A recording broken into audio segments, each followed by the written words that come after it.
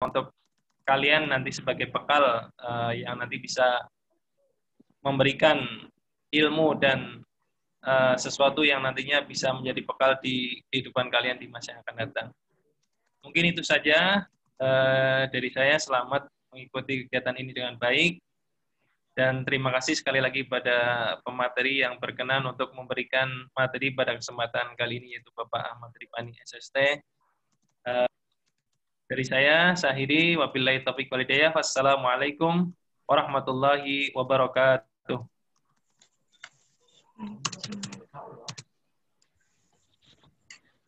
Terima kasih kepada Bapak Nurul Huda SSI MSI atas sambutannya. Abdurrahman SSI MSI selaku Sekretaris Prodi Matematika dan sekaligus yang akan membuka kegiatan webinar pada pagi ini. Dipersilahkan.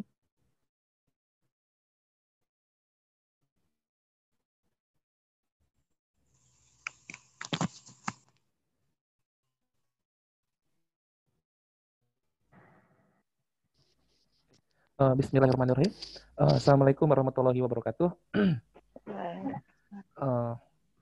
Jadi syukur kita panjatkan kepada Allah Subhanahu wa Ta'ala yang telah memberikan nikmatnya pada kita semua sehingga kita bisa berhadir pada acara ini. Dan kita juga sampaikan salawat dan salam kepada Nabi Muhammad SAW, pada sahabatnya sampai ke umatnya, sampai ke kita juga ya, sampai akhir zaman. Terima kasih kepada Bapak Ahmad Rifai yang sudah berhadir untuk mengisi acara mahasiswa kita ini. Ya, jadi tujuan acara ini diharapkan nanti teman-teman mahasiswa mendapatkan pengalaman dari dunia kerja. Juga terima kasih kepada Pak Huda yang sudah berhadir sebagai dosen pengampu. Tadi kebetulan Pak Parli dari Medan, sinyalnya kurang bagus, jadi diwakilkan ke saya untuk membuka acara kita hari ini.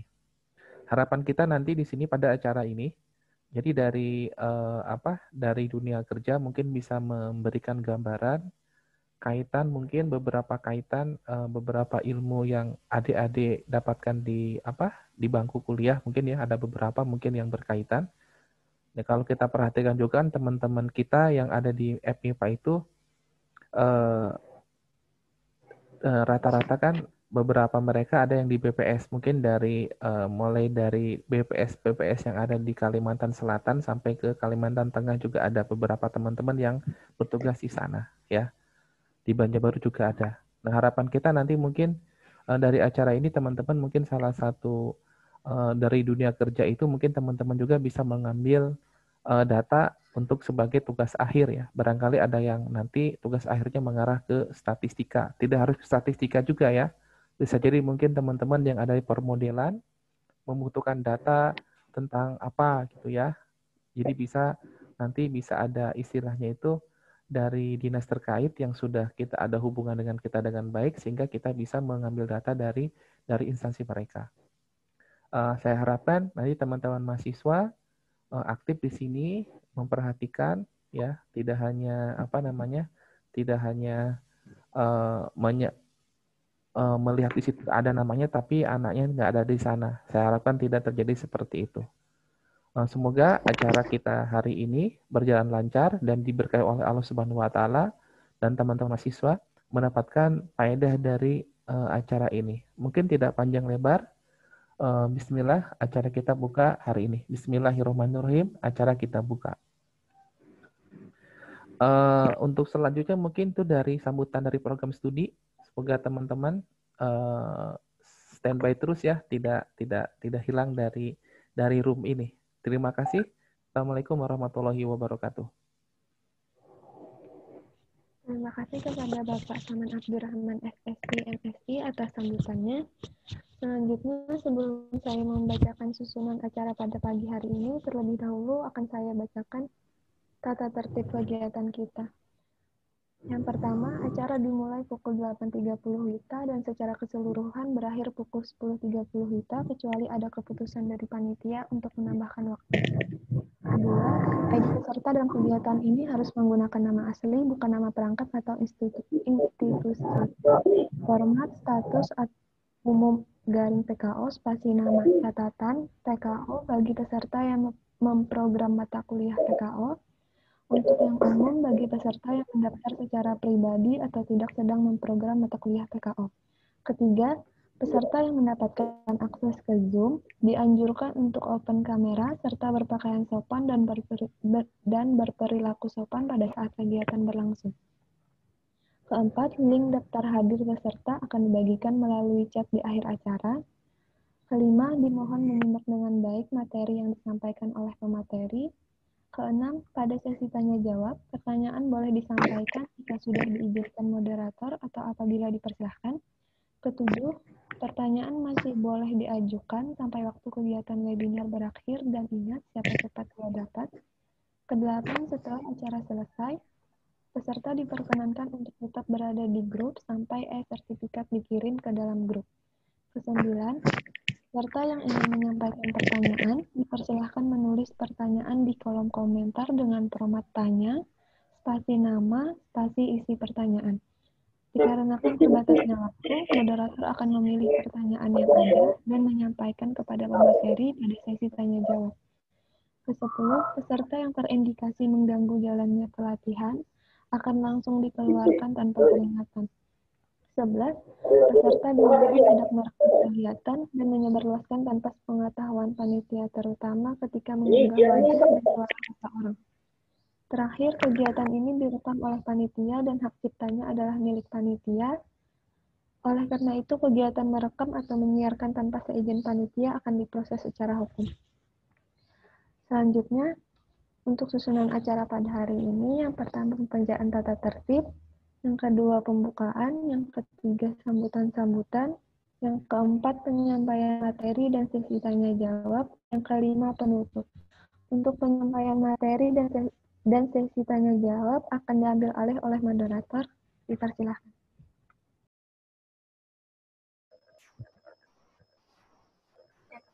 Apakah terdengar suara saya?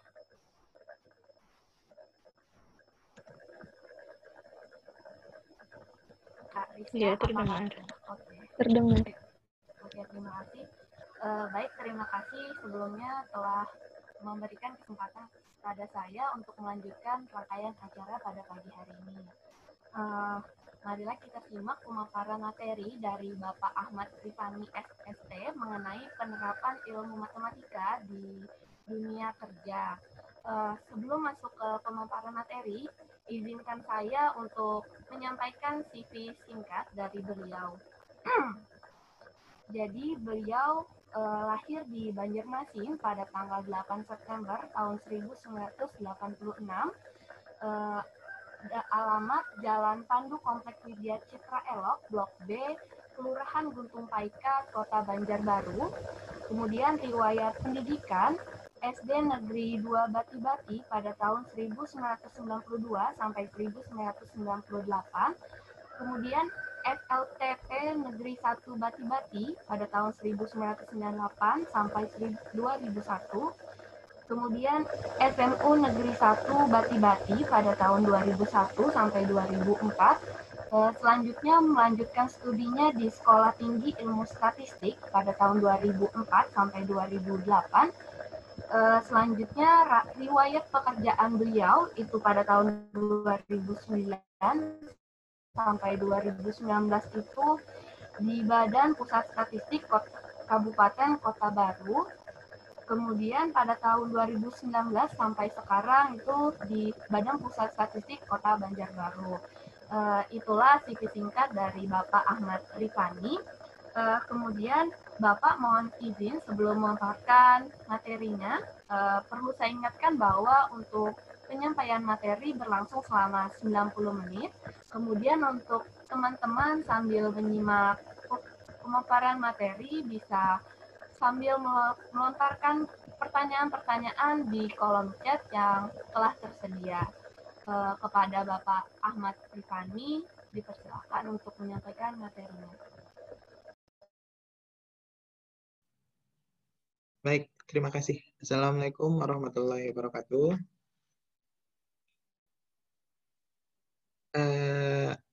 Terima kasih dulu saya ucapkan kepada panitia, kepada Bapak dosen pengampu, dan rekan-rekan semuanya. Mohon maaf sebelumnya karena waktu kemarin saya seharusnya mungkin tanggal 17 sampai 19 Desember ya kalau tidak salah. Jadi ada materi tentang pengenalan BPS. Kalau tidak salah waktu itu ada surat. Kemarin saya pengennya tanggal 18 Desember. Namun ada miskomunikasi sampai akhirnya diundur menjadi tanggal sekarang. Dan tentunya saya lihat dengan tema yang berbeda gitu. Dengan tema yang berbeda, namun mungkin nanti kita akan sedikit sharing-sharing, buka pengalaman, kemudian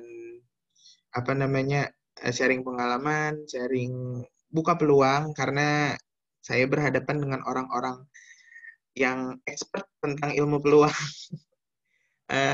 Ini juga mengingatkan memori saya waktu saya masih sekolah 4 tahun di Sekolah Tinggi Ilmu Statistik. Oh iya, saya lupa, saya mau tanya dulu, ini program studinya matematika apa statistika? Matematika. Oh, matematika ya. Lebih luas daripada ini ya. Lebih luas daripada statistik punya.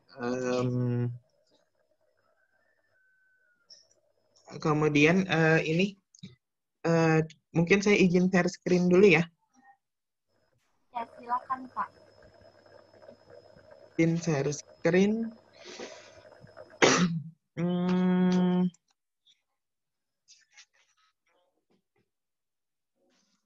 Oke. Ini materinya ini ya sangat baru saya siapkan karena baru sadar ternyata temanya berbeda dengan dengan yang saya siapkan sebelumnya. Tapi nanti saya akan mengulik sedikit tentang tentang BPS, apa itu BPS secara umum nanti akan saya sampaikan karena secara garis besar untuk Fakultas MIPA Matematika sendiri, teman-teman alumni dari Fakultas MIPA Matematika itu sudah lumayan banyak yang berkecimpung di Badan Pusat Statistik. Sudah sangat banyak membantu berkolaborasi dengan teman-teman Sekolah Tinggi Ilmu Statistik untuk menciptakan dunia statistik Indonesia yang lebih baik. Oke.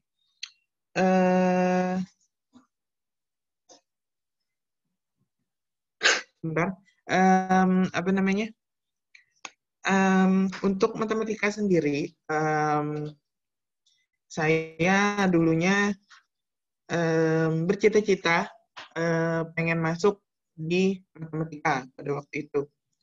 Pada waktu kelas 3 SMA, saya waktu itu pengen masuk matematika, cuman waktu itu galau mau masuk matematika yang murni di MIPA atau masuk matematika keguruan pada saat itu. Jujur matematika juga bagi saya merupakan suatu momok yang sangat menakutkan. Sejak SD sampai SMA itu nggak lebih dari 10 angka itu gitu. Nggak lebih dari 10 angka tapi hitungannya banyak sekali gitu kan. Cuman di sisi lain matematika itu asik, nggak perlu dihafal, cukup dipahami. Kita bisa membawa di mana saja gitu, berbeda dengan ilmu-ilmu yang sifatnya lebih hafalan gitu loh. Ternyata pada saat kelas 3 saya masuk di salah satu bimbingan belajar waktu itu di Banjarbaru, bertemu sama salah satu dosen Fakultas MIPA waktu itu.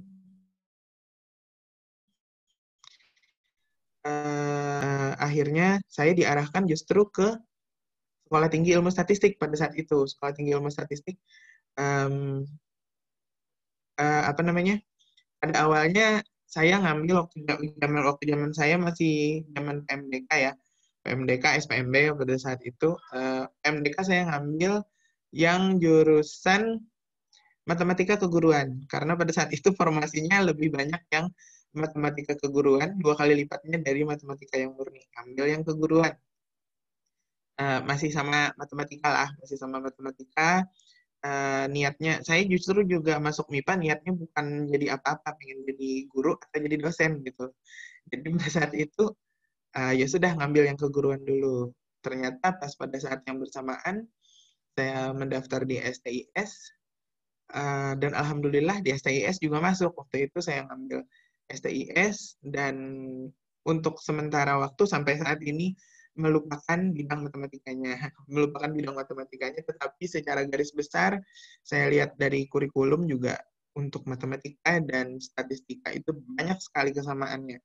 Saya sering membandingkan juga waktu saya waktu saya masih sekolah di Sekolah Tinggi Ilmu Statistik, sebenarnya banyak sekali kesamaan antara statistika dan matematika, cuman mungkin matematika lebih umum dan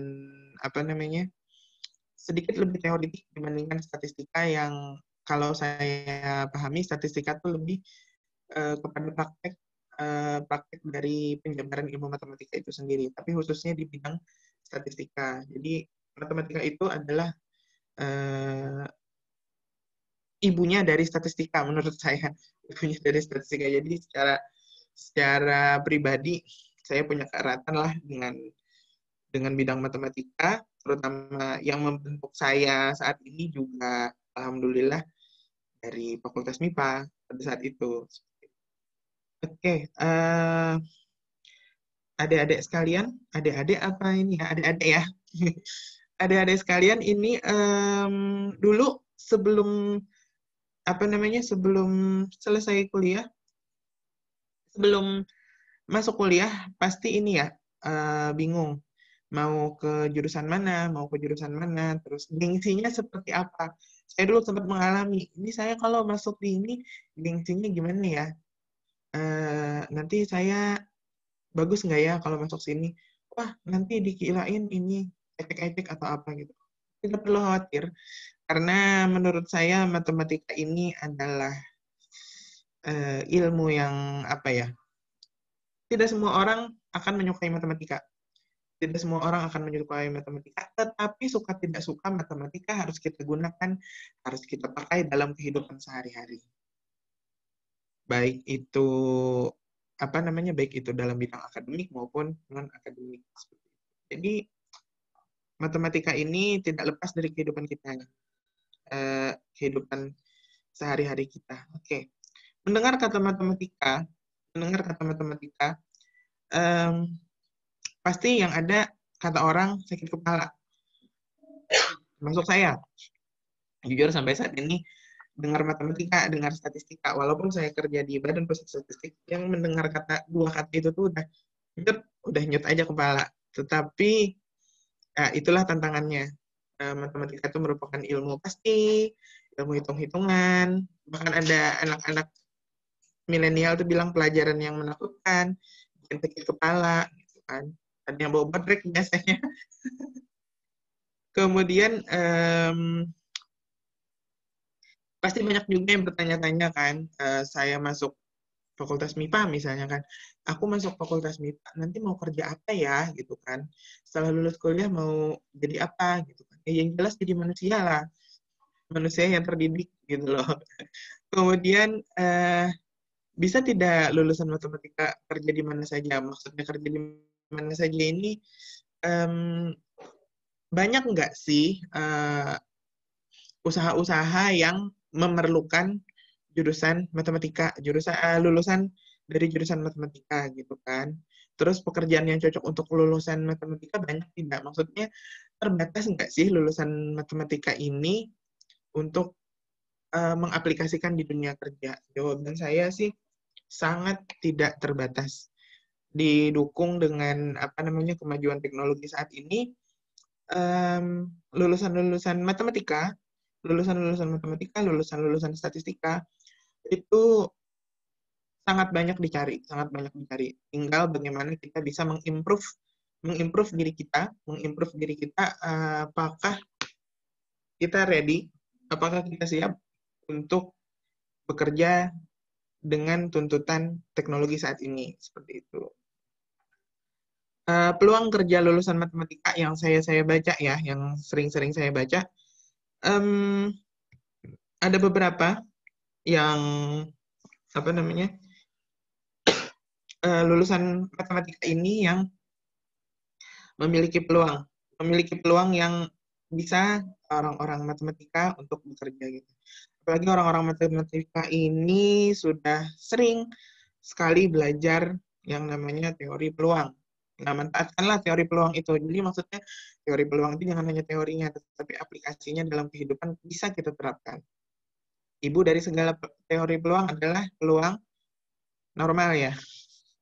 Ada peluang normal, ada peluang, nanti ada peluang Q-square dan sebagainya. Itu sebenarnya teorinya, tetapi praktiknya di lapangan bisa kita manfaatkan dengan teori yang ada. Oh, dengan ini saya peluangnya untuk mendapatkan pekerjaan ini besar nggak sih gitu. Walaupun tidak dihitung tuh peluangnya sekian, cuman besar kecilnya bisa kita tentukan gitu loh. Saya yakin kawan-kawan di matematika ini pasti bisa membaca peluang tentang dunia kerja dan peluang pasar kerja di lapangan saat ini. Yang saya baca, peluang pertama, salah satu peluang yang bisa diterapkan bagi lulusan jurusan matematika itu adalah berprofesi sebagai auditor. Auditor profesi ini biasanya bisa diambil ketika menjadi seorang lulusan matematika. Seorang auditor bertugas memastikan dan melaporkan bisnis maupun dari suatu perusahaan atau instansi. Jadi biasanya perusahaan-perusahaan atau instansi-instansi itu memerlukan auditor. Auditor di sini perlu kecakapan khusus, yakni ya orang-orang lulusan matematika tersebut. Auditor juga melakukan evaluasi operasi internal dari perusahaan, mengawasi bisnis, dan menjaga kepatuhan terhadap semua hukum dan peraturan yang ada. Secara teoritik, evaluasi operasi internal dari perusahaan, mengawasi bisnis, itu semuanya di ilmu matematika sudah ada semua secara teori. Tinggal mengaplikasikan teori tersebut. Jadi adik-adik saya harapkan juga ketika mendapatkan pelajaran-pelajaran matematika, jangan hanya menangkap secara teorinya. Coba adik-adik pikirkan ketika ini diterapkan dalam dunia nyata, dunia sehari-hari, itu seperti apa gitu loh. Itu seperti apa. Karena apa? Teori itu terbentuk dari kejadian-kejadian yang umumnya terjadi di kehidupan sehari-hari gitu. Jadi nggak ada teori yang terbentuk langsung jadi teori mentah gitu loh. Pasti ada implikasinya dalam latar belakangnya dari kehidupan sehari-hari itu. Jadi ya saya harapkan kawan-kawan di matematika bisa untuk mengaplikasikannya.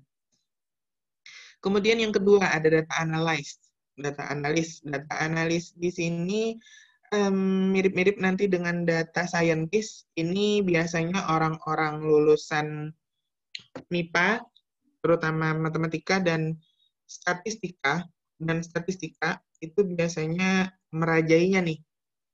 Apalagi di dunia saat ini, yang dunia industri 4.0 katanya, itu perlu sekali seorang data scientist dan seorang data analyst ini. Karena yang dianalisis itu bukan hanya suatu perusahaan dan sebagainya, tetapi juga data analyst saat ini diperlukan untuk keperluan-keperluan yang berbasis online misalnya. Perkembangan dunia teknologi informasi akan menghasilkan banyak data yang perlu dianalisis agar bisa mendapatkan profit, baik terutama untuk perusahaan. Jadi bukan hanya perusahaan saat ini yang diperlukan, tetapi juga perusahaan berbasis online juga memerlukan seorang data analyst ini.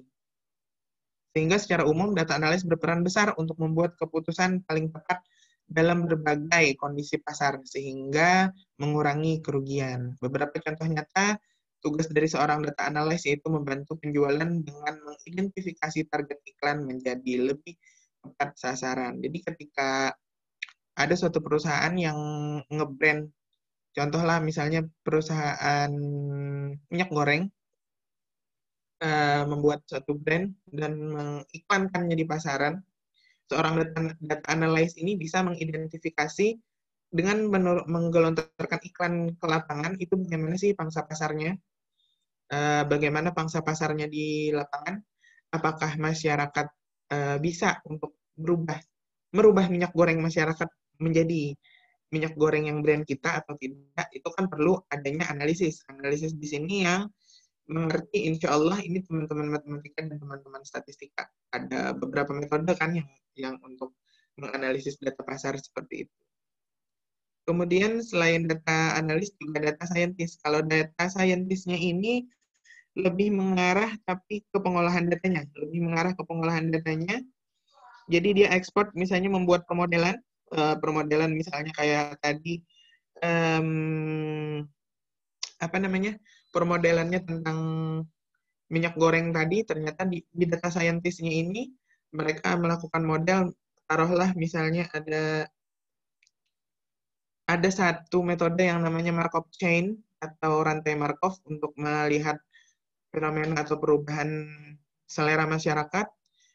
Dibikin modelnya ini oleh data scientist ini.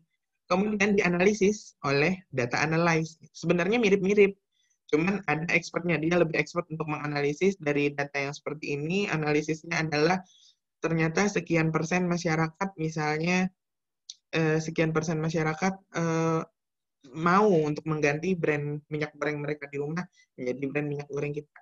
Tetapi diolah oleh data scientist. Atau biasanya bisa double, seorang data scientist juga akan masuk menjadi seorang data analyst. Kebayang nggak teman-teman dari matematika ini pekerjaan-pekerjaan yang memang perlu keahlian khusus dan hanya teman-teman di Fakultas MIPA yang memilikinya. Seorang data analyst dan data scientist ini expertnya teman-teman di Fakultas MIPA, terutama matematika dan statistika. Kemudian ada lagi aktuaris. Pernah mendengar istilah aktuaria? Atau pernah mendapatkan mata kuliah statistik aktuaria? Kalau dulu saya kuliah di statistik ada mendapatkan ini, matematika aktuaria namanya. Matematika aktuaria ini tidak lepas dari statistik sosial, biasanya ada life table, kalaunya adik-adik ada yang mendapatkan, ada yang namanya life table. Life table di situ kepakai sekali ilmu statistika dan ilmu aktuarianya. Jadi nanti ada probability of surviving dan probability of dying-nya itu menggunakan kaidah peluang statistika, tetapi nanti aktuarianya ini mengarah kepada bisnis proses untuk asuransi biasanya. Dengan peluang untuk hidupnya sekian, berarti besarnya asuransi yang didapatkan sekian. Ya, aktuaria ini membaurkan ilmu statistika, ilmu sosial, dan ilmu matematikanya. Seorang matematikawan, seorang lulusan matematika, pasti ini akan sangat cepat untuk beradaptasi di bidang aktuaria ini. Karena secara teori yang pernah saya dapatkan juga memang secara teori memang matematik sekali karena banyak sekali ilmu-ilmu tentang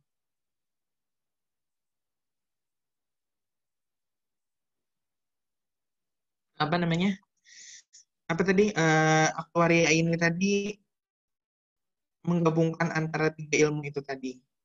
Ada yang sudah pernah mendapatkan tentang aktuaria?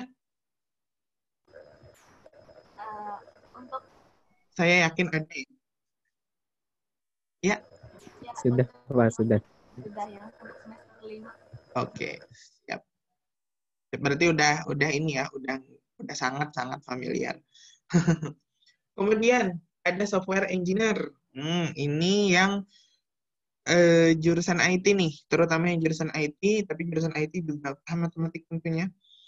Pernah kita berpikir setiap membuat berbagai macam aplikasi dan website, kita perlu menggunakan seorang software engineer maupun seorang programmer. Sebagai lulusan matematika, kita berpeluang untuk menjadi software engineer yang sukses. Berarti matematikawan yang berkolaborasi dengan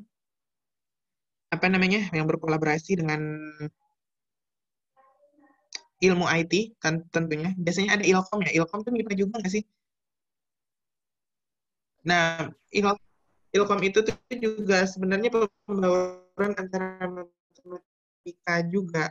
Basicnya dari matematika, karena apa? Coding, ada nama istilahnya coding kalau nggak salah ya. Coding itu ya orang-orang yang paham betul matematika yang akan bisa coding. Jadi ketika teman-teman matematika ini pengen berkecimpung di software engineer juga sangat cepat adaptasinya karena memang basicnya juga dari seorang matematikawan seperti itu. Selain software engineer juga ada blogger, teman-teman yang ngevlog dan sebagainya, ngevlog. Nanti ada blogger, ada youtuber. Itu sebenarnya peluang usaha untuk teman-teman matematikawan. Peluang usaha karena saat ini semakin maju era teknologi, semakin mudah kita untuk menyampaikan informasi tersebut lewat blog, lewat YouTube dan sebagainya. Matematikawan di sini juga diperlukan keahlian khusus, yakni hobi menulis atau hobi cuap-cuap. Itu bisa bisa mengarahkannya ke arah blog atau YouTube. Dari sana kayaknya lumayan banyak ya. Nanti ada YouTuber, jadi nanti isinya juga kita sesuaikan dengan disiplin ilmu kita. Disiplin ilmu kita tentang matematika, nanti adik-adik bisa melakukan matematika dan sebagainya. Semakin banyak yang mengunjungi blog dan YouTube kita, semakin banyak juga benefit yang akan kita dapatkan. Seperti itu, keuntungan yang kita dapatkan. Misalnya dari YouTuber kan, dari YouTube kan bisa subscribe, kemudian viewer dan sebagainya. Itu kita manfaatkan. Ilmu matematika kita itu kita manfaatkan untuk kegiatan-kegiatan yang itu tadi. Jadi ketika kita merasa pinter nih, cuap-cuap nih, pinter nih ngomong, pinter nulis dan sebagainya, ini arahkan ke sana. Itu berarti ada nilai plus selain pinter ngitung, pinter nulis juga gitu loh. Ada banyak sekali teman-teman saya juga kebetulan ada yang menjadi kalau teman saya di statistik itu bilang tadi yang data analyze tadi, mereka bisa memanfaatkan fasilitas blog ini dengan menulis. Misalnya saya sempat membaca teman saya itu nulis di blognya dia tentang analysis of variance, kemudian tentang uji goodness of fit ya, kemudian tentang analisis regresi nonlinear dan sebagainya. Dituangkanlah ke dalam bentuk blog, ditulis di blog, banyak pengunjungnya, banyak sekali pengunjungnya dan alhamdulillah katanya dia ada benefitnya tiap bulan seperti itu. Sama teman saya juga ada yang di YouTube sebagai seorang yang data analyst, kadang dia ada melakukan simulasi dengan menggunakan program statistik dan sebagainya. Kemudian menganalisanya dan hasilnya lumayan, subscribernya udah berapa ratus ribu gitu. Lumayan kan?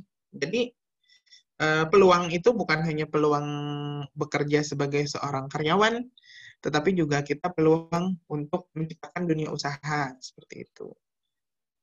Blogger, YouTuber, ini tadi saya lupa, ada beberapa ada beberapa situs yang bisa menjadi bahan untuk kita konten-konten kita seperti itu. Blogger, YouTuber, kemudian research scientist.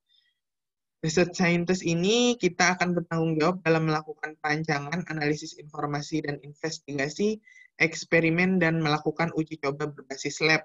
Nah, research scientist juga memerlukan orang-orang lulusan MIPA, utamanya teman-teman dari matematika. Biasanya orang-orang dari MIPA, banyak yang bilang orang-orang dari MIPA itu, orang-orang dari matematika utamanya memiliki tingkat ketelitian yang tinggi, karena memang dunianya terbiasa kan ngitung yang koma-koma dan sebagainya itu, sehingga untuk research scientist ini diperlukan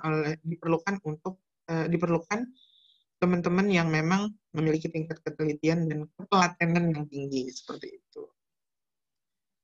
Kemudian masih ada hubungannya antara data analyst, data scientist, dan research scientist ini. Intinya sebenarnya tentang penelitian, tentang forecasting, kemudian tentang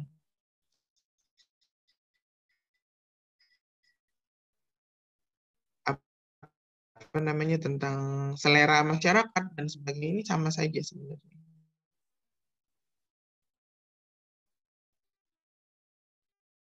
Kemudian ada lagi tidak jauh kawan-kawan, saya sebut saja misalnya reksadana. Reksadana kan berfluktuasi itu. Nah, teman-teman dari matematika ini biasa menerapkan teori peluang dan teori forecasting untuk menganalisa, oh nanti ini bakal naik nih, oh ini bakal turun, kapan saatnya kita melepas, kapan saatnya kita membeli.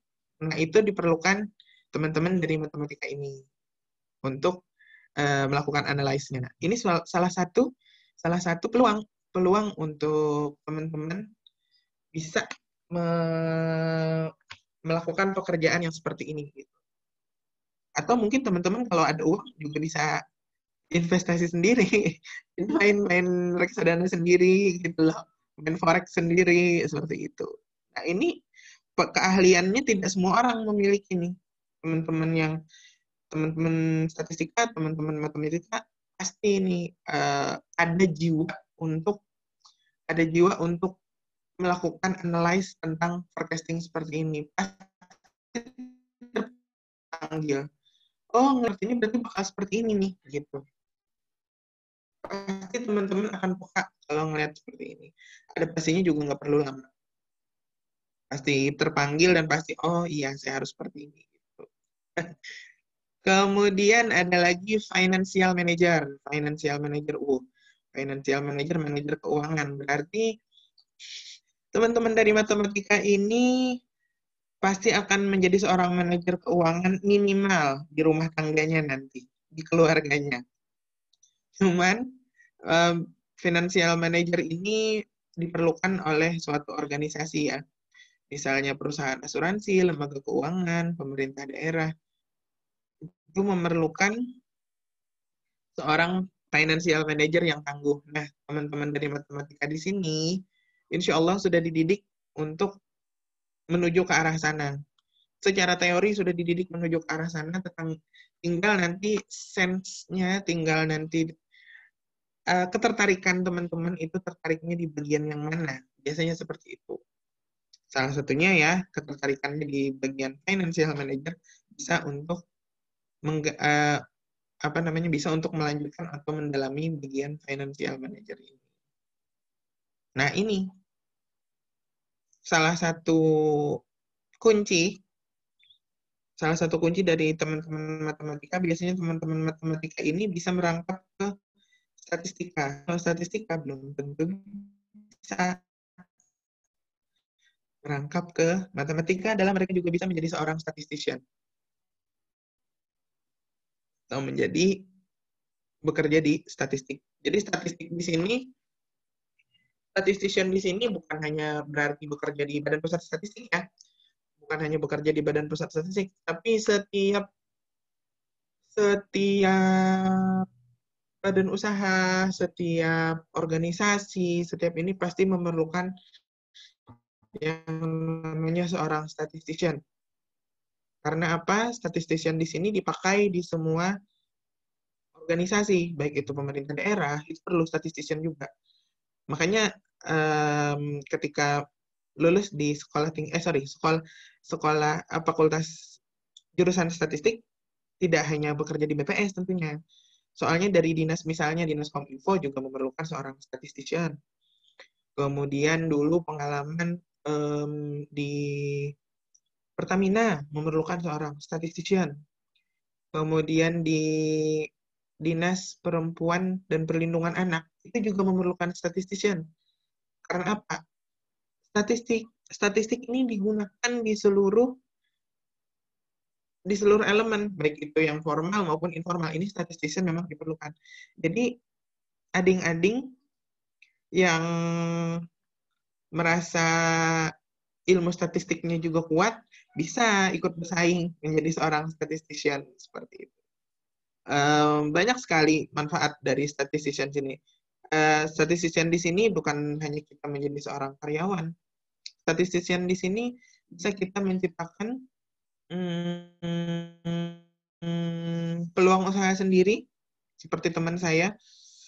Teman saya waktu itu sekolahnya di statistika, kemudian resign dari Badan Pusat Statistik dan memilih untuk membuka usaha.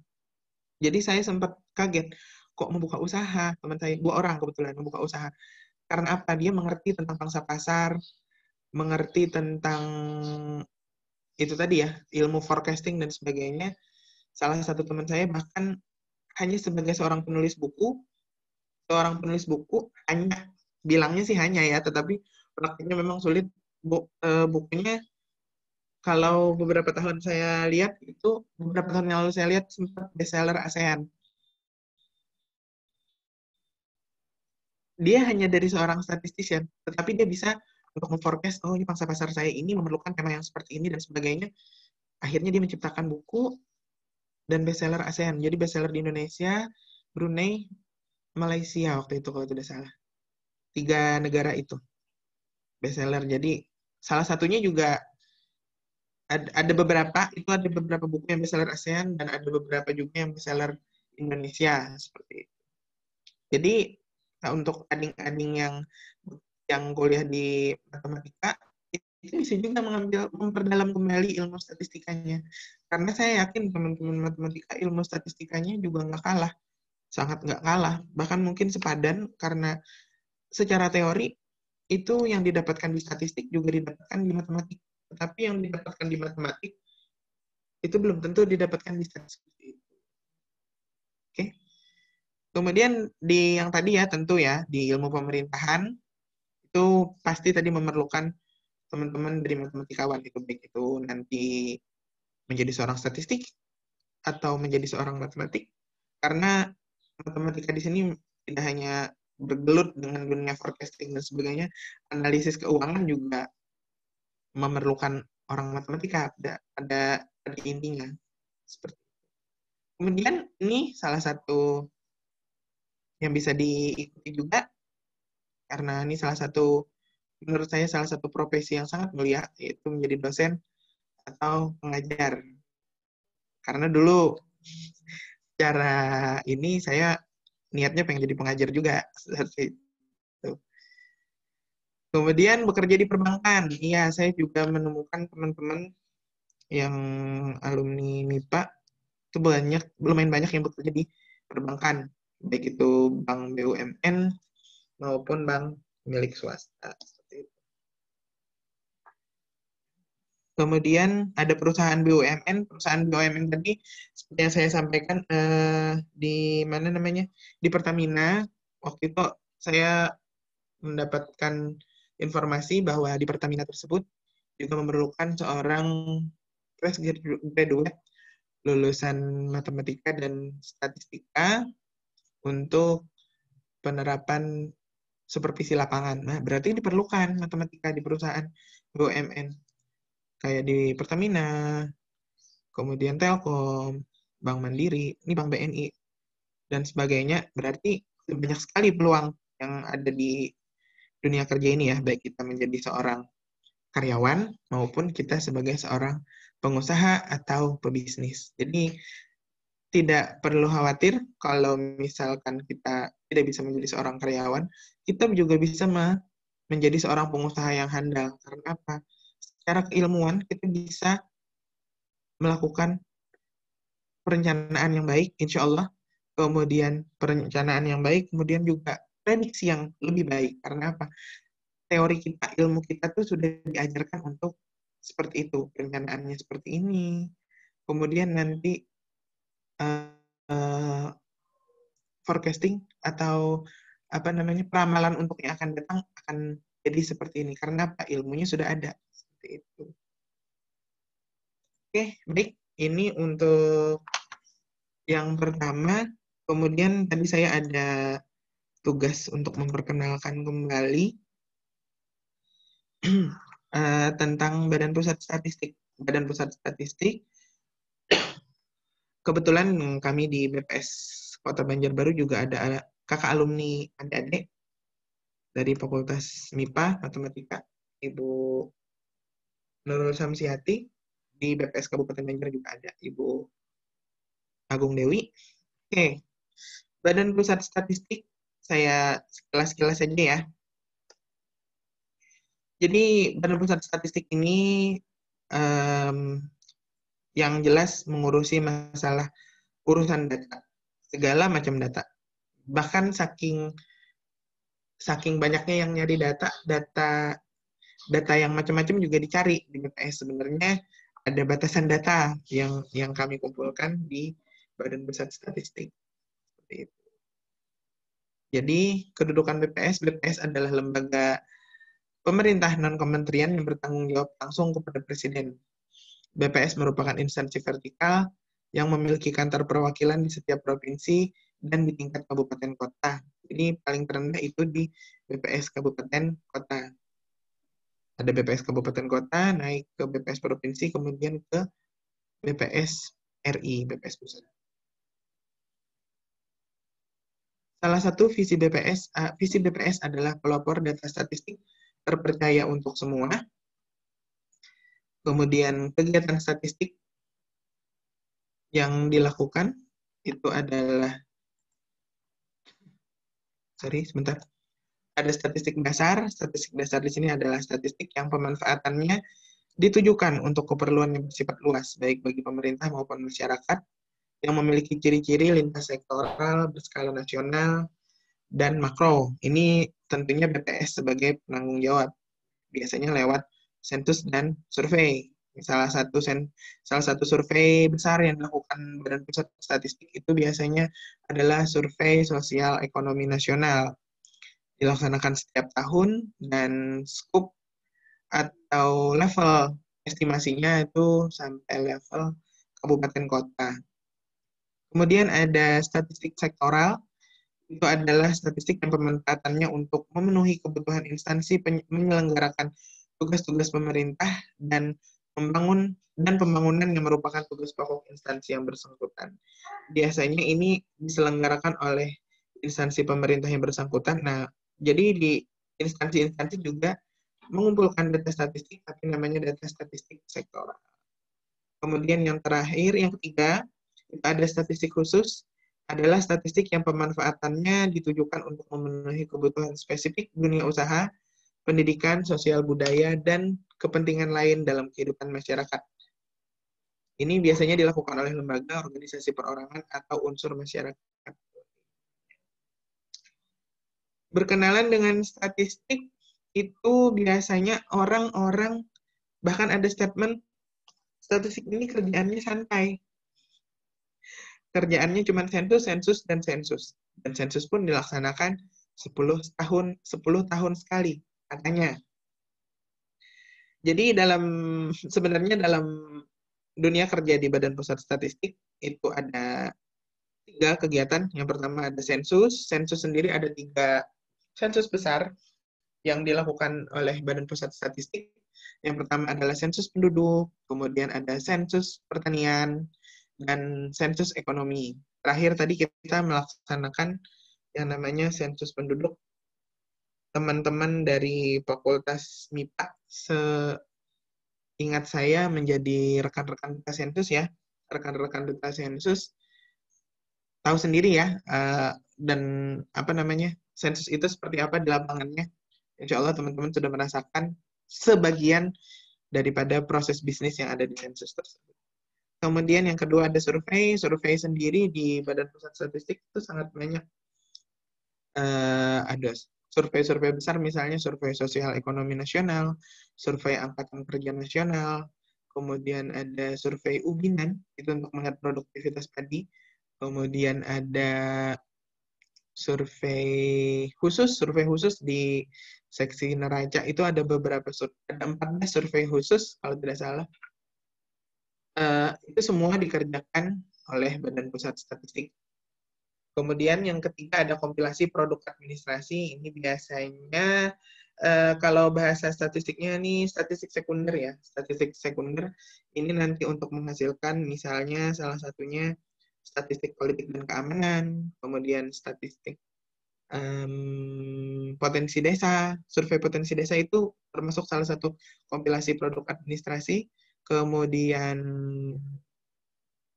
ada namanya publikasi daerah dalam angka. Ini merupakan salah satu produk dari kompilasi produk administrasi. Kemudian nih gambaran dari pendataan Badan Pusat Statistik yang di sebelah kiri atas ini pendataan survei sosial ekonomi nasional. Ya, dari kuesionernya kelihatan itu dari survei ekonomi nasional. Oh sorry, bukan ini. Ini namanya survei demografi dan kesehatan Indonesia. Jadi itu ada survei bekerja sama dengan BKKBN, rasanya kalau tidak salah. Itu biasanya dilaksanakan setiap 5 tahun sekali.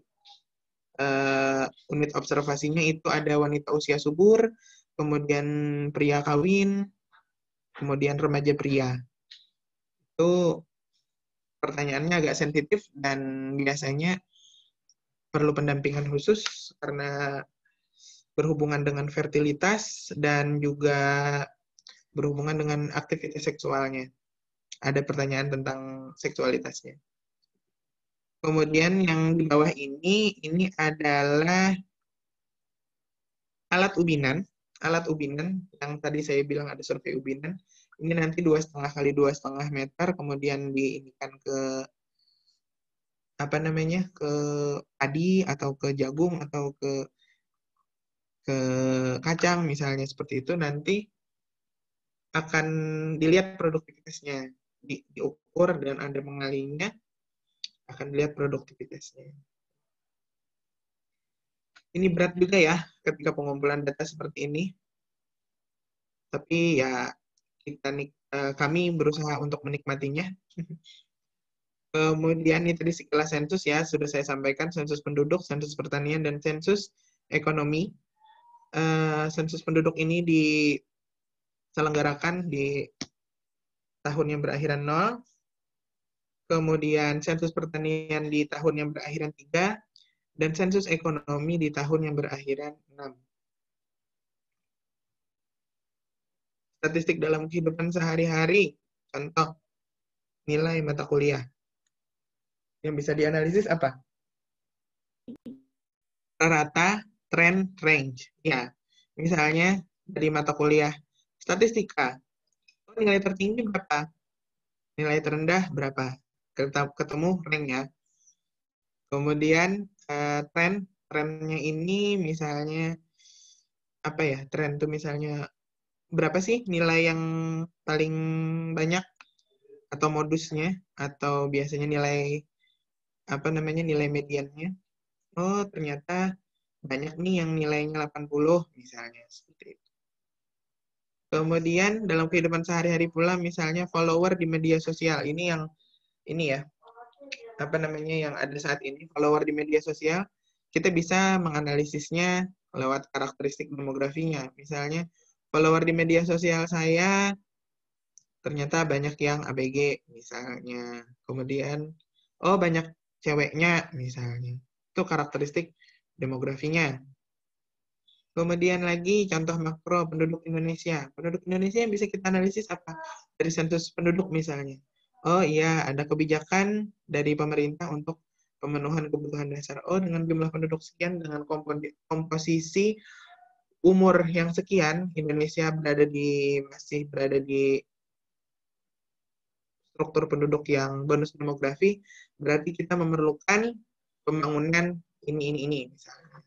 Kemudian nanti menuju kepada populasi penduduk yang aging population atau penduduk usia tua, contoh kasus di Jepang misalnya, itu analisis pemenuhan kebutuhan dasarnya misalnya ada hospitalnya ditingkatkan, kemudian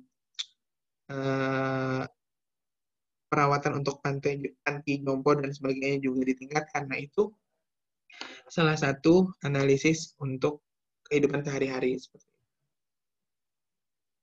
Kemudian contoh lain misalnya ekonomi di Indonesia. Biasanya setiap tahun itu kita melakukan penghitungan angka PDRB. Katanya kemarin kan yang kuartal 3 kemarin kita mengalami yang namanya kontraksi. Kontraksi itu artinya bukan hanya melambat, tapi pertumbuhannya sudah minus. Nah, itu dari statement itu kita mengalami kontraksi sekian dan sebagainya, itu digunakan untuk analisis kebijakan kontrol pemerintah.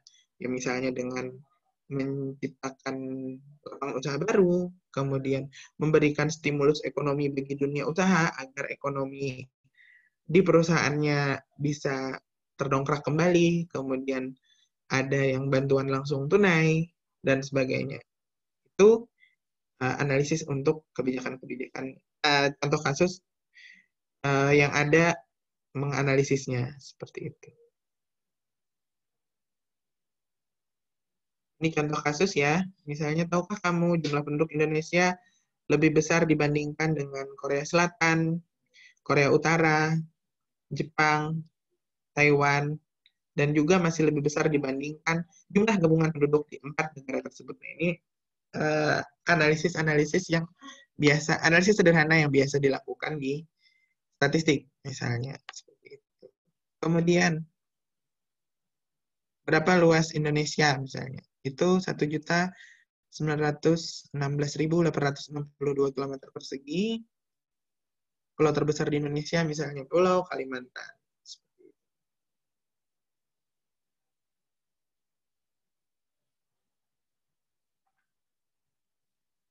Oke, baik. Sampai di sini. Mungkin sampai di sini paparan saya. Selanjutnya saya serahkan kepada moderator. Terima kasih. Assalamualaikum warahmatullahi wabarakatuh. Warahmatullahi wabarakatuh. Terima kasih Bapak atas pemaparan materinya.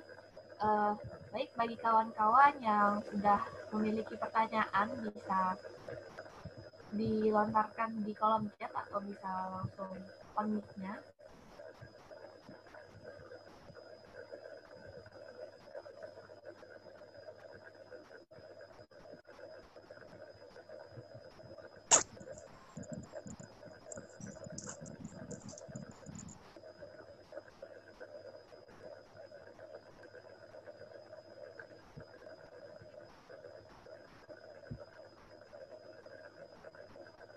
Ada yang mau ditanyakan? Atau misalnya yang mau menanyakan tinggal langsung ini saja? Bisa. Iya, Pak.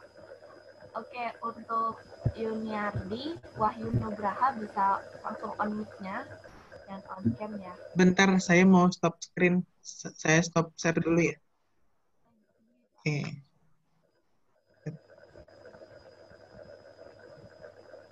Izin bertanya, Pak. Ya. Kan sebelum Silahkan.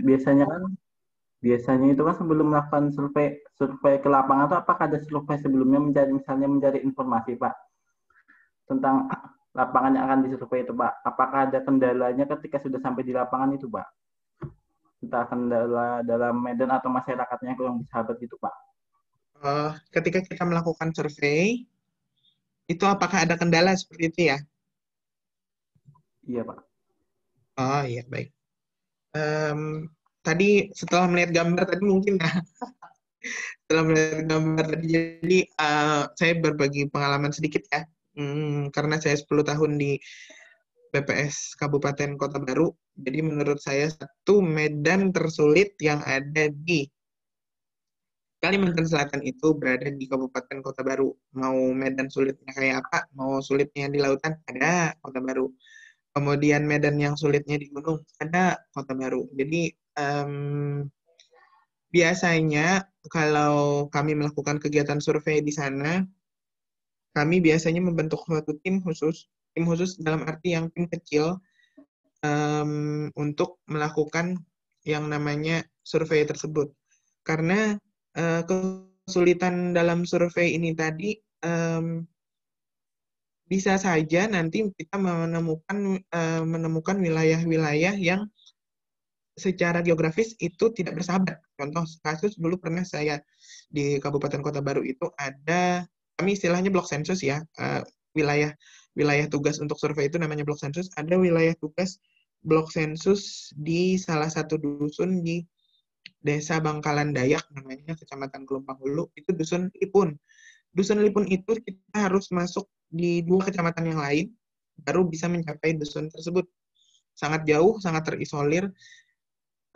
Secara medan sangat sulit, karena harus pakai trail waktu itu. Dan juga masyarakatnya juga belum tentu, bukan bersahabat ya, bukan tidak bersahabat ya, sangat bersahabat, tetapi belum tentu mereka bisa ditemui karena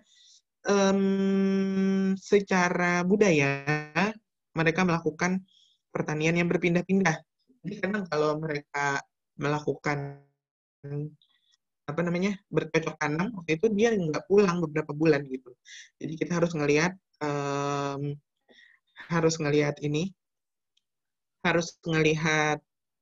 pada saat apa sih kita ke sana. Di sisi lain juga kita di deadline untuk menyelesaikan pekerjaan tersebut. Jadi setiap survei itu kan punya deadline. Contoh kayak misal Susenas. Susenas itu biasanya tanggal 1 sampai 20 Maret pelaksanaan lapangannya.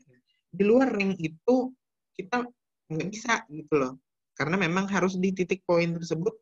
Karena output dari Susenas itu salah satunya adalah mengeluarkan angka kemiskinan di kabupaten kota. Jadi ketika kita melakukan penjajahan di luar tanggal itu, berarti kita akan keluar dari titik poin kemiskinan itu tadi kan. Jadi data tersebut akan tidak menjadi akurat seperti itu. Jadi bagaimana caranya? Biasanya kami itu kalau sudah pasti kena di sana, biasanya kan ada kerangka sampelnya yang keluar. Kami menghubungi teman-teman di sana dulu bahwa maksudnya minta dikondisikan agar orang-orang bisa ditemui seperti itu. Itu seperti itu kendalanya. Belum lagi kendala wilayah, kendala kondisi geografis dan sebagainya. Baik, mungkin itu dulu. Ada lagi?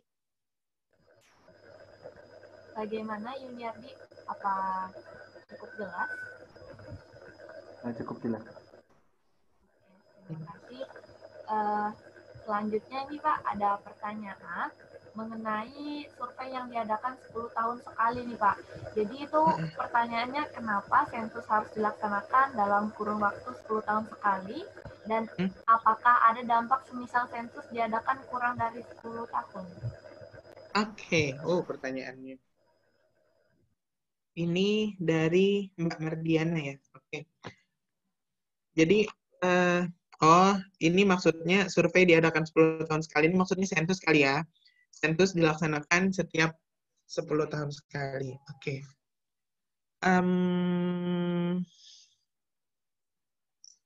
Kalau dalam teori itu kan ada sensus, ada survei ya. Dalam teori ada sensus, ada survei. Salah satu keunggulan sensus adalah sampling error-nya 0, ya kan? Non-sampling error-nya akan banyak. Kemudian, kalau dalam survei, sampling error ada, dan tapi bisa dikendalikan, dan non-sampling error bisa diminimalisir. Tetapi, salah satu kelebihan survei dibandingkan sensus adalah salah satunya dari segi biaya. Karena sensus itu memerlukan jauh berpuluh-puluh kali lipat biaya dibandingkan dengan survei, sementara data-data tentang data-data terkait parameter-parameter yang akan kita kumpulkan untuk kebijakan tersebut diperlukan dengan cepat, mau tidak mau kita melakukan survei. Contoh survei sosial ekonomi nasional. Menghitung angka kemiskinan itu ketika kita melakukan sensus itu kapan ya selesainya ya? Ketika kita datangi setiap rumah dan sebagainya dengan biaya yang sangat besar, itu kayaknya kalau bahasa Banjar tuh sampuk tahun nggak selesai kerjaannya seperti itu. Tetapi dengan kita melakukan kaidah statistika, dengan kaidah survei, kita bisa melakukan survei, memang ada sampling error, tetapi bisa kita minimalisir dan bisa kita kontrol untuk melakukan kebijakan untuk apa? Agar pemerintah cepat melakukan kebijakan-kebijakan terkait dengan isu-isu sensitif dan parameter-parameter tersebut. Jadi sensus itu juga sudah, kalau misal sensus penduduk ya, itu sudah ada konsensus atau kesepakatan. Ada negara-negara yang melakukan sensus yang berakhiran 0. Jadi kalau tidak salah, seingatnya 24 negara itu ada yang melakukan sensus di 2020 ini tadi. Jadi memang ada kesepakatan di tahun berakhiran 0 itu dilaksanakan sensus penduduk. Implikasinya apa kalau tidak dikerjakan selama kurang dari 10 tahun? Sah-sah saja menurut saya. Sah-sah saja kalau misalnya Pak Presiden Jokowi mau sensus dimajukan atau dimundurkan dan sebagainya, itu sah-sah saja. Cuman tadi balik lagi ke perencanaan kita, yang namanya sensus itu memerlukan biaya yang sangat besar, sehingga perlu perencanaan yang matang agar agar pelaksanaan sensus dapat berjalan dengan lancar dan bernilai guna tentunya. Seperti itu. Mungkin itu dari saya. Ya, baik Pak, gimana Kak Mardiana? Apakah sudah? Oke, terima kasih Pak atas penjelasannya. Kemudian Pak, ini ada lagi pertanyaan dari Rahmat. Bagaimana keakuratan data yang didapat saat melakukan survei atau sensus, melihat kendala-kendala yang seperti ditanyakan oleh Yuniardi tadi? Oke, melihat kendala yang itu tadi ya, itulah merupakan suatu tantangan kita. Melihat keterbatasan yang ada, bagaimana caranya kita menjaga keakuratan data tersebut. Oke, itu merupakan tanggung jawab kita, tanggung jawab Badan Pusat Statistik secara khusus, dan tanggung jawab warga negara Indonesia, penduduk Indonesia pada umumnya, untuk menjaga keakuratan data tersebut. Jadi salah dua keakuratan data tersebut itu ada faktor di surveyornya, yang pertama, yang kedua di faktor respondennya. Untuk faktor surveyornya, kami insya Allah sudah sangat berusaha untuk menjaga data tersebut tetap akurat. Cuman terkadang, ya tadi kami juga melakukan kembali setelah pengumpulan data, kami lihat lagi data yang kami kumpulkan, apakah kami bukan analisis mendalam ya, maksudnya kami lihat secara one by one, apakah ini sudah pas, kemudian apakah ini sudah wajar. Kalau belum wajar, kami akan melakukan revisit kembali kepada responden. Salah satu misalnya, dalam survei sosial kita melakukan pengumpulan data komoditas-komoditas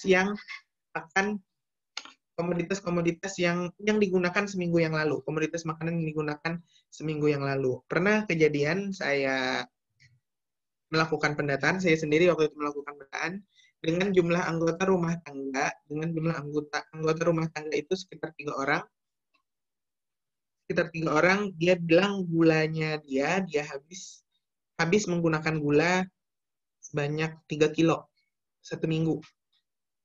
Pertamanya mau saya catat, memang dia gunakan itu gula 3 kilo. Padahal sebenarnya secara konsep dia yang habis dia gunakan, habis dia makan, gitu loh. Ternyata 3 kilo itu 2,5 kilo dia gunakan untuk bikin sirup, dan setengah kilonya dia gunakan untuk minum. 2,5 kilo itu masih tersimpan, nanti digunakannya. Nah, apakah kita masukkan 3 kilo atau setengah kilo? Ketika responden menjawabnya, dia bilang, saya memakai gula 1 minggu terakhir 3 kilo.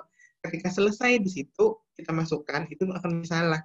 Tetapi kita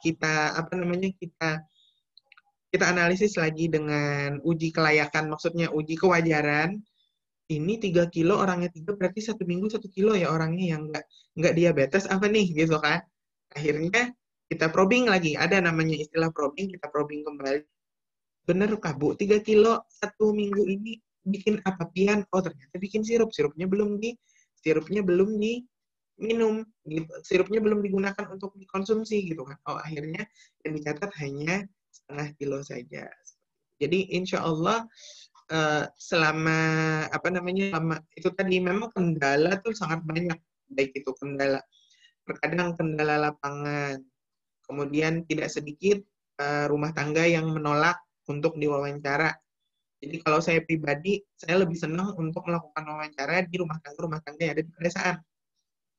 Karena apa? Mereka akan lebih welcome gitu. Jadi terkadang ketika kita mau masuk ke ketika kita mau masuk ke rumah responden, secara SOP-nya kita harus menerangkan, Bu, kami mau survei yang namanya survei sosial ekonomi nasional, nanti memakan waktu yang lumayan lama karena akan menanyakan ini. Ketika saya menerapkan SOP itu di lapangan, terutama di perumahan di pedesaan, itu terkadang ibunya bingung, hah, anak bapak ikam ding, apa ikam tuh kenakan nih gitu. Jadi terkadang saya cukup mengatakan, Bu, kami mau ada survei, mau ada sensus, mohon izin waktunya, Bu. Berhasil gitu. Tapi kalau di perkotaan itu beneran tidak bisa kita bilang mau sensus atau apa karena memang tingkat pendidikannya juga beda. Kita harus benar-benar di awal menjelaskan bahwa ini kegunaannya untuk ini, Bu. Oh, kenapa jadi rumah tanggaku aja yang kena? Rumah tangga yang lain kena kan survei kan ya? Rumah tangga yang lain kena rumah tanggaku kena. Kenapa? Kita jelaskan lagi bahwa metode yang kita kumpulkan ini menggunakan kaidah yang namanya survei. Survei secara random, kebetulan rumah tangga ibu yang dapat menjadi sampel seperti itu. Yang lain aja pernah kalau dulu tuh kalau menurut saya orangnya berpendidikan ya, karena bekerja di instansi pemerintahan, kami sampai mengejar lewat WA. Kebetulan ada teman yang mengetahui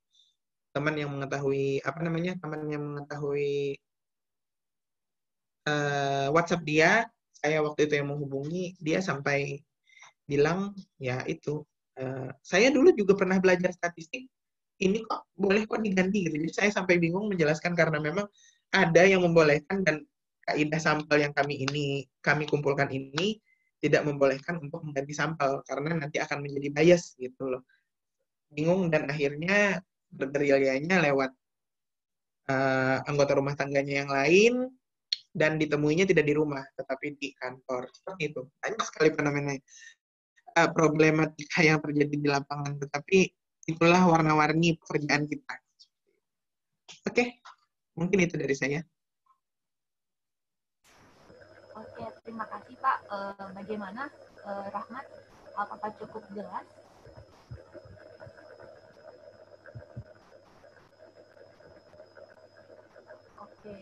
Oke, untuk kawan-kawan jangan lupa untuk mengisi daftar hadirnya. Linknya ada di kolom chat.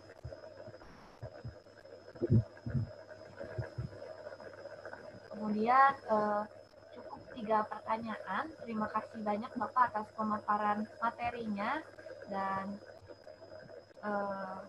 saya kembalikan kepada host. Selanjutnya penutup. Alhamdulillah kita telah sampai di penghujung acara. Terima kasih banyak kepada pemateri, moderator, serta para peserta yang telah menyimak acara dari awal sampai akhir. Saya mewakili panitia menyampaikan mohon maaf atas salah kata dan perbuatan. Akhir kata, terima kasih dan Assalamualaikum warahmatullahi wabarakatuh. Waalaikumsalam warahmatullahi wabarakatuh. Terima kasih Bapak.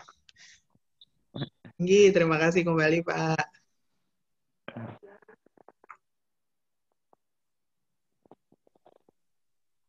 Terima kasih Bapak atas materinya. Bapak titip salam ya Pak ya. Nggih Pak. Buat siapa Pak?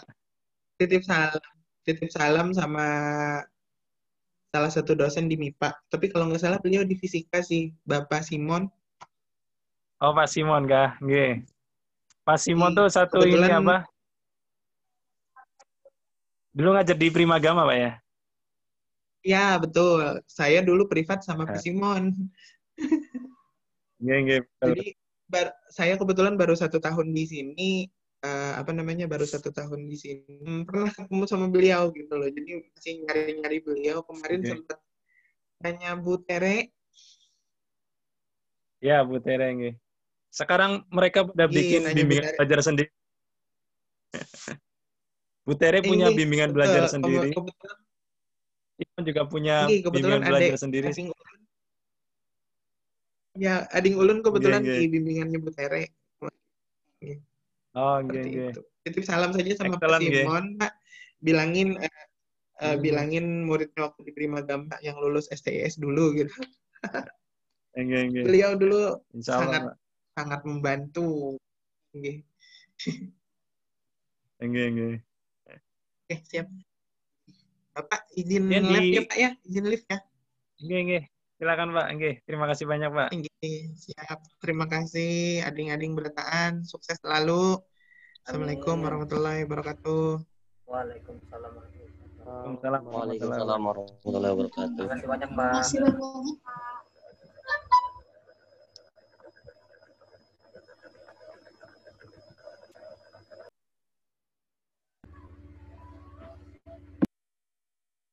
Bapak izin pamit juga ya. Pak, terima kasih banyak, Pak. Terima kasih, Pak. Ya, sama-sama.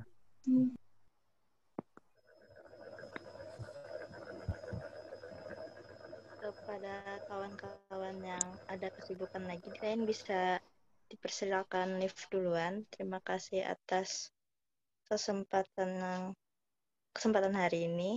Saya mewakili teman-teman panitia lain mengucapkan terima kasih. Yang mau live bisa live duluan.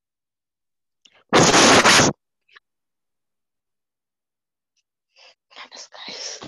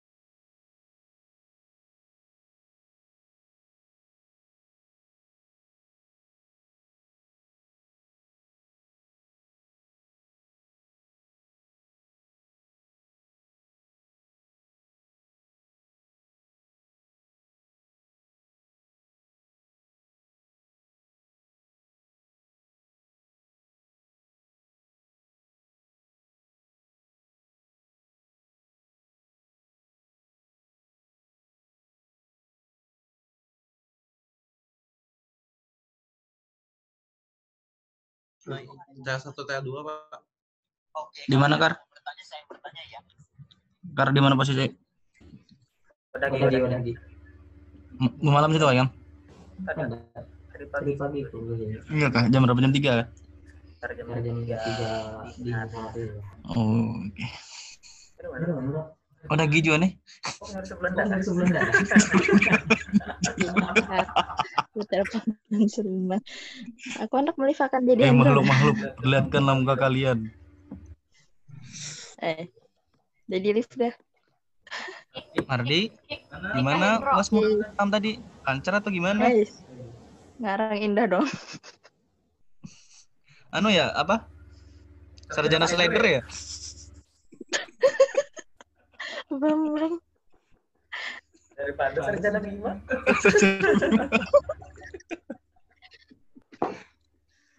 Serius lah. Sarjana kok sarjana slider. Ini Risa nih pasti sarjana slider juga kayaknya nih. Elsa. Jangan nyebut orang. Valdi, Bisa, mati akan Rizka, aja recordnya. Rivaldi, Noviana nih.